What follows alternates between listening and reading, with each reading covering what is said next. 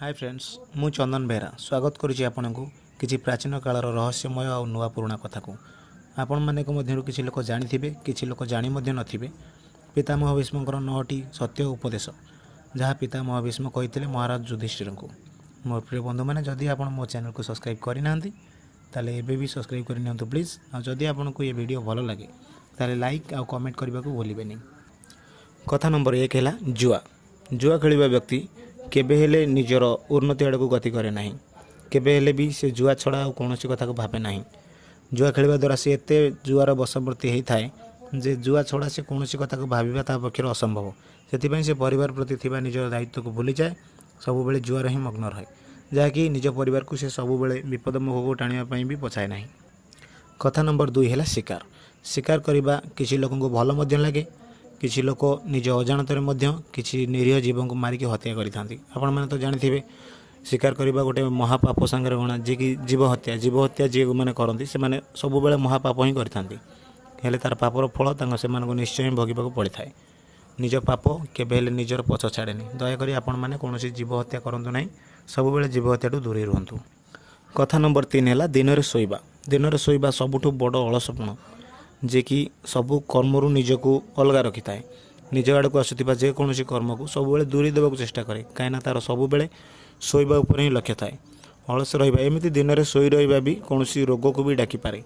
बहुत किसी रोग दिन में किसी समय शोवा पर आपण मैंने देखुवे रक्त संचालन कम होबार लगी थाए, निजको अलस लगे, देह हाथ दरज, एमती बहुत प्रकार रोग। सब बेले दिन में शोवा ही एक प्रकार पाप भी अटे। आपण मानक मोर अनुरोध आपण माने दिन में शोवाठू किछि समय पर दूरे रुहतु। कथा नंबर 4 है परर निंदा। परर निंदा करने सेमती भी आमर किसी जरूरी न थाए बंधु मैंने, किंतु मनीष निजर सम्मान बढ़ाई बेले बेले पर को खराब भी करता है। पर को खराब कह सी एत प्रकार मग्न हो जाए कि निजर कौन भूल को सी देखिपारे। सब बेले पर कथार पर कार्य भूल खोजार लगी थाए।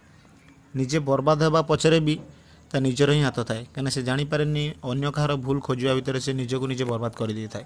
दयाकोरी परर निंदा करंतु नहीं, सब बेले निज कर्म उपर ही ध्यान दियंतु। कथा नंबर 5 है नारी प्रति आसक्ति। जो मनुष्य नारी प्रति सब बेले आसक्त हो रही है से बहुत विश्वासघाती होता है। से भली लोक मन में सब बेले खराब भावना घर कर रही है।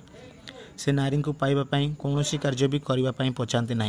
बेले बेले से एमती काम करते जे निजको अपराधी करने निजे ही दायी होता। दयाकोरी आपण नारी प्रति आसक्ति हुंतु नहीं, निजे कौन पापरे भागी हुंतु नहीं। ता माने नुहे जे माने निज परिवार निज स्त्री एमान प्रति नुहे कौन अलग नारी प्रति आसक्त हुंतु नहीं। कथा नंबर 6 नंबर कथाटी है मद पीवा। मद पीबार कौन सीमा न थाए बंधु मैंने। समस्त कहते आम मद पी निजर कंट्रोल रहू, किंतु मद पीवा व्यक्ति केबे निज सीमा भितर रही न थाए। टिके भी हो बेसी भी हो ताकू जहाँ भी निशार बशवर्ती होगा पड़ता है। जदि से थरे निशार बशवर्ती हुए ता पर मुहूर्त से कौन कथा भावे ना। आपण मानक मु अनुरोध करुच्ची भलरे हो कि भूल हो जीवन में थरे अधे हो पारे, किंतु सब बेले निशा को निजर अभ्यास रूपे व्यवहार करंतु नहीं। कथा नंबर 7 है नाच आउ गीत। नाच आउ गीत किछि परिमाण जाए निजको खुशी दे थाए, हेले नाच गीत किछि मनुष्य को एपरी पागल कर दे थाए जे ता पछरे थिबा कौनसी कारण को नहीं से निज परिवार प्रति थिबा तार काम तार दायित्व को संपूर्ण रूपे भूली जाए थाए। दयाकोरी आपण मानक जेतिकी दरकार सेतिकी नाच गीत करंतु। कौन फिल्म स्टार भली हबी करी नाच गीत करी निज समय को बर्बाद करिकी परिवार प्रति थिबा निज दायित्व को भूली जातुनी। कथा नंबर 8 है बाजा बजेबा। बाजा बजेबार मध्य किसी सीमा रही है, हेले यही प्रतिभा सीमा अतिक्रम कला पर निजर असुविधार कारण होता है। थरे थरे आप देखिथे जो पिला मानकू बाजा बजेबार अभ्यास हो जाए से माने पाठ पढ़ा छाड़ी बहुत सांगसाथी पिला खेलकूद छाड़ी सब बेले बाजा बजेबार मन लगे था। दयाकोरी आपण पिला मानकू आपण दायित्व रखंतु जे कि कौन बेकार बाजा बजेबा किंबा कौन बेकार अभ्यास सब बेले दूरे की रही। 9 नंबर कथाटी है बंधु मैंने बहुत विशेष घटना ये बेकार बुलवा। किसी लोक बेकार एमती बुलती कि से निजे भी जानी न था कौ कार्य जाऊँच कौड़े जाऊँच, किंतु सब से बुलबारे व्यस्त रुहति। एमती कि कौन जगह को भी कहीं न डाक भी से निजे निजे चली जाती, जो फल बहुत किसी अपमान सहवाक पड़ता है। तेणुक मुझे अनुरोध करुँची आपण मैंने बेकार बुलवा छाड़ी निज निजर काम को आगे नियंतु।